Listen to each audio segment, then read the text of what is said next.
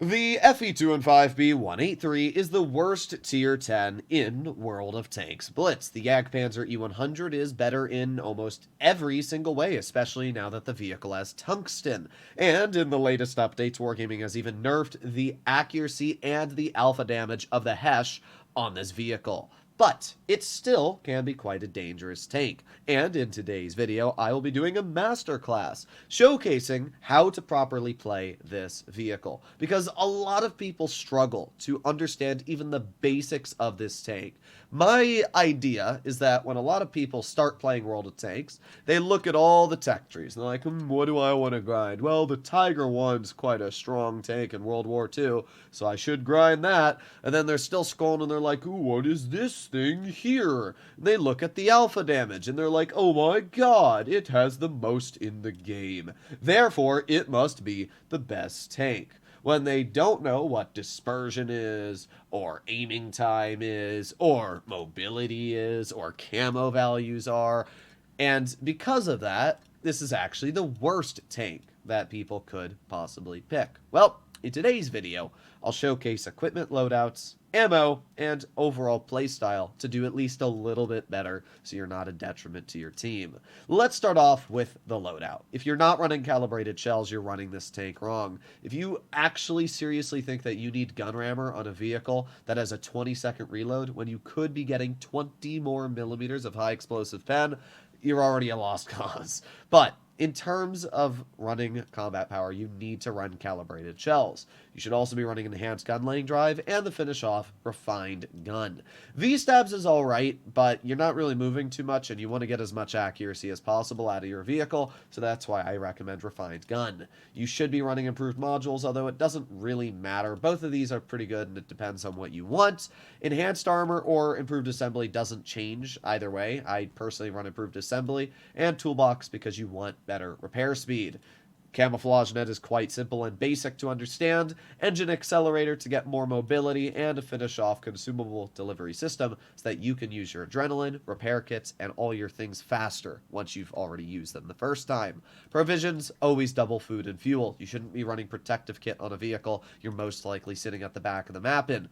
And to finish off for consumables, it is always double repair kit and adrenaline. If you are running speed boost on a vehicle that is camping at the back, again, I just don't understand why you would do that. So let's start off getting into some gameplay. And while we're waiting to load into battle, let's talk about the stats the vehicle has going for it. It's got really good pen, but that's because it doesn't have gold rounds. If you're driving any other tier 10, you're going to have premium ammo that has pen. For example, the Jagdpanzer has 300-ish mils of standard penetration, similar to the 183, but then it has gold rounds, which have 400 millimeters of pen. And those gold rounds will butter through any armor in front of them. And that is the same case for every tier 10 tank destroyer, apart from the 183.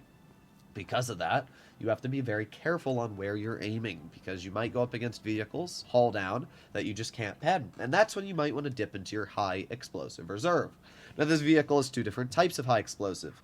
It has HESH, and then it has HE. The HE has much less pen than the HESH, but it has more damage. So what you can do is, if you know you can't pen somebody in a haul down position, you can load the standard HE and splash them. And that will deal maybe 100 to 150 more than it would have with the other HESH, which is kind of a cool thing. So in this situation, we can see that our team is pushing town. And I'm going to take advantage of that if I can. We are going to push, well, I was going to say right into the park, but our mediums just completely blocked us. Unfortunate. But we are going to still try and move up into the town and see if we can possibly get a crossing shot into somebody stepping into base B. We can see that their team has already gotten into base A, and as we can see, the Kampfpanzer has been spotted. Alright, well, first steps first, we're going to chill right here, and we're going to aim in and see if we can get a shell into somebody. We got the concept on the side, we got the E4. I am just going to back up to be real right now. We're going to keep on backing up and backing up. There's the Concept 1B, and we also got the T30. We're fully aimed in, and that's a classic example of the 183's accuracy right there. It doesn't have any. So if you're trying to shoot opponents at distance, even with a fully aimed in shot like you saw I had, chances of you actually hitting that shot are very slim to none. We got the T30 who's showing us the side of his turret, and unfortunate. Once again, the accuracy on this vehicle is not very good. Now, what you can do, at least with the high alpha, is scare people from pushing. You can kind of chill in a position like I'm at, and you can stop them from making aggressive maneuvers. We have the Leopard, we have the Kampfpanzer 70 off to our side, and what I'm going to do right now is I'm hopefully going to nuke the Leopard, and there you go. That is a 1200 damage shot that we just got into that tier 10 medium. And obviously that player didn't think his thoughts all through. And this is where the 183 does do pretty well. If you can get shells into people like we did into that Leopard, look how mad he is. Dude's literally just tried to YOLO me and killed his entire tank for that. Congratulations, you didn't get me. That right there, great example of the 183's power and capability. There you go. We bounced another shot. I can't. But you can see why this tank kind of sucks. I mean, you can be one of the best players in the game. And, I mean, you can average 3,500 damage like me. You can go 70%. And it doesn't take away from the fact that this vehicle is still really, really hard to master in certain capabilities. But, again, when you are able to pen a shot, you can do some pretty nasty things. So, 2 pens in our game, we did 2,000 damage.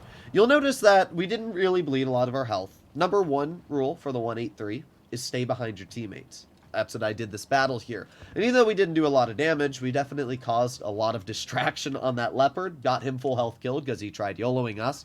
And we got pretty unlucky with that Kampfpanzer, but we were still able to take 1,050 health off him with a very low rolling Hesh and deal 2,000, which is alright for the situation and battle we had in front of us. We did 3rd on the team, and I'm not going to complain.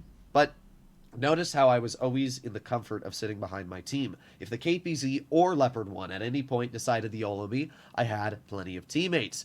And the vehicles all the way on the bridge were so far away that we only got detected when we shot, which gave us pretty good cover.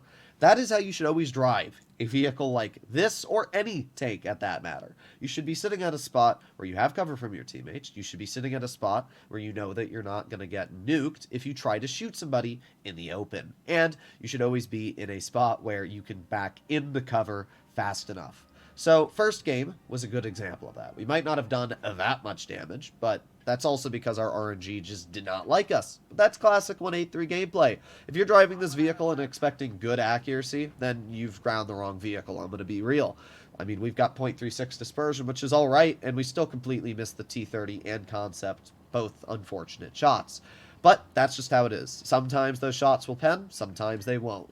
This battle, we are going to step all the way wide over here. We're going to hope that our Concept spots somebody crossing. And lo and behold, we have the 60 TP. There you go.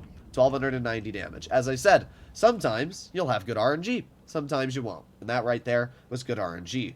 Knowing where your opponents are going to cross is incredibly important. And using your team as spotting is also important. Notice how I used our Concept 1B as a spotting buffer for my vehicle. We knew... Oh, there you go. We got the waffle in the back. Okay. Well, if the waffle's in the back, we know there's only one position he can poke, which is right here. I'm actually going to fire AP at him. We're going to give it about 5 seconds. 5, 4, 3, 2, 1. Bonk. Not sure if it hit the waffle, but there's only one spot he could be poking. So the chances of it hitting that tank are likely. I would say at least a 50%. Alright, well, just to put the nail in the coffin, we're going to try one more blind fire. This time a high explosive shell at where the waffle might be. Did it hit? It might have, as I did not see that shell actually hit the dirt behind. So we've fired 2 blind shots, and just like that, if the waffle was there, I doubt he's still poking. Now we are going to see if we can do anything else. The 60 TP just got nuked, and we are moving up. I'm not sure what our Concept is so scared of, to be completely real. Let's see, is that waffle back there? I'm just waiting for that waffle to poke if he is. Interesting. Alright, let's hope that our Concept finishes off the 60. He doesn't. We actually didn't hit the waffle with any of those shots, but that's alright, because there you go. We got a standard HE into his vehicle, and that one did end up hitting. So just like that, we're up to 2,400 damage. Now we have the enemy Concept 1B off to the side. And this Concept is clearly not the brightest tool in the shed, as he's, well, dead. I mean, yeah. This is a good example, though, the 183. You never, ever want to play it aggressive unless you can. Like, in this situation, obviously, it's a win, and I know I can get away with playing it aggressive. But in most situations, I'm going to chill, I'm going to sit behind my team, and I'm going to use them as cannon fodder for my tank's capabilities. We got the 183 in the back here, and I got stuck on that little crate, but that's alright. We're going to aim it on his tank. You always want to aim it in this vehicle. It really doesn't hurt to. There you go. We fully aim in, and we get 880 damage into his tank, and just like that, our TVP finishes him off. So, the first game was pretty mediocre. We did 2,000 damage, but our second battle, we did 4,000 damage, which more than enough equaled out both games to a pretty nice 3,000 average. As we can see, this tank is heavily RNG dependent. The shell that boosted us over that 4,000 damage mark was the first shot we hit on the enemy 60 TP, and that shell was luck. It was complete luck. If I had fired AP, wouldn't have been as lucky, but we fired Hesh, and it went exactly where we needed it to, and because of that, we were able to take 1,300 off of his tank. Notice how I never put my vehicle in a position that was a risk to getting shot in the beginning of the battle. Notice how I never made stupid plays and got myself spotted. The 183 is not a tank that you want to get detected in. It's not a vehicle where you want your opponents to know where you are, because when they do, they're not going to poke. If you aren't spotted and you're sitting in a position where your opponents are going to make dumb pokes and they're going to allow you to bleed them, then you're going to do much better. So, while it is much harder on World of Tanks Blitz to sit in the back of the map compared to like a game like PC, where the maps are much larger, you can still do very well in a 183. And yeah, if you're struggling to do well in the tank, just camp. That's all you have to do. Like, it's a tank destroyer. You shouldn't be frontlining in it. You shouldn't be making stupid maneuvers. And you should also be trying to aim in your shots more. Don't always just shoot Hesh, even though you think it might be a better decision. The AP has 950 damage per shot. The Hesh has, what, 1,200 now? And that's only about a 250 damage difference. It's not even a 250 damage difference. It's like a... It's barely, it's like 240, 260, something around there. And that's on average. That's not a huge difference. If you're penning AP, you're probably going to do better in a lot of situations. I usually only load Hesh unless I know that there's a very high chance I'm going to pen, like the side of a 60 or the side of a waffle. But if I'm shooting at a vehicle like the Concept, you knew at distance there, or the T30, yes, there's a chance I could hit the Concept 1B lower plate. Yes, there's a chance I could hit the T30 with Hesh and hit him in the hull. But at the same time, it's just much smarter to load AP, especially because you have so much pen with it. Take advantage of the ammo you have. Hopefully you enjoyed today's video. I'll see you in the next one. Bye-bye.